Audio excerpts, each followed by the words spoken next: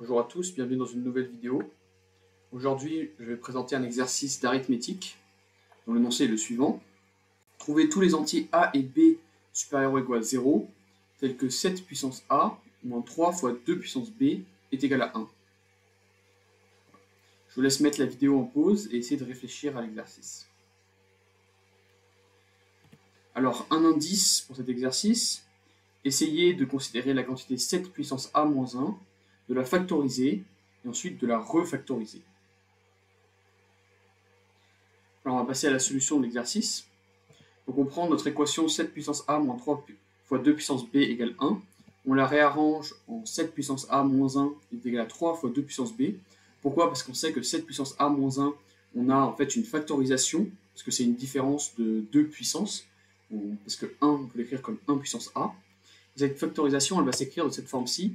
7 moins 1 fois la somme des puissances de 7 entre 1 et 7 puissance a moins 1 est égal à 3 fois 2 puissance b. Donc le 7 moins 1, ça va faire 6. Et donc on peut diviser tout par 6 pour obtenir 7 puissance a moins 1 plus 7 puissance a moins 2 plus etc. plus 7 plus 1 est égal à 2 puissance b moins 1. Alors maintenant on a deux possibilités. Soit b est égal à 1. Dans ce cas-là, le 2 puissance b moins 1 se simplifie en 1. Et on a 7 puissance a moins 1 plus 7 puissance a moins 2, etc. plus 7 plus 1 est égal à 1. Et donc là, en fait, il suffit de vérifier que ça nous donne a égale 1.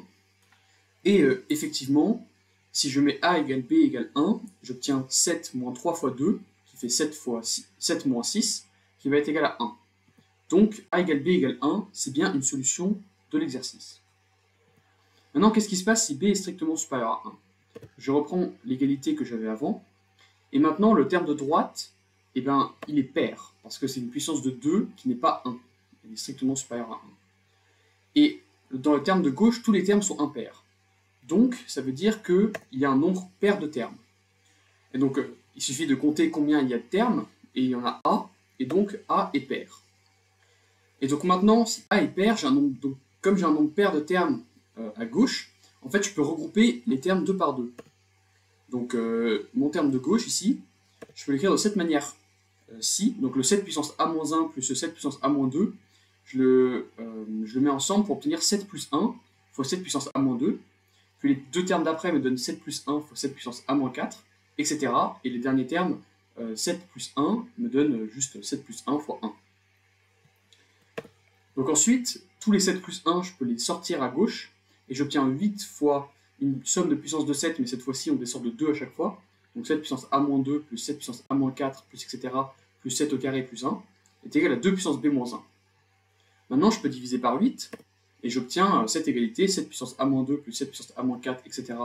plus 7 au carré plus 1 est égal à 2 puissance b moins 4. Et encore une fois on a deux possibilités.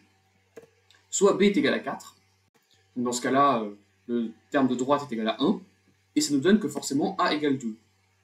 Et alors, on fait la vérification. 7 au carré moins 3 fois 2 puissance 4, c'est quoi? C'est 49 moins 3 fois 16. 3 fois 16, ça fait 48. Donc, on a bien 49 moins 3 fois 16 est égal à 1.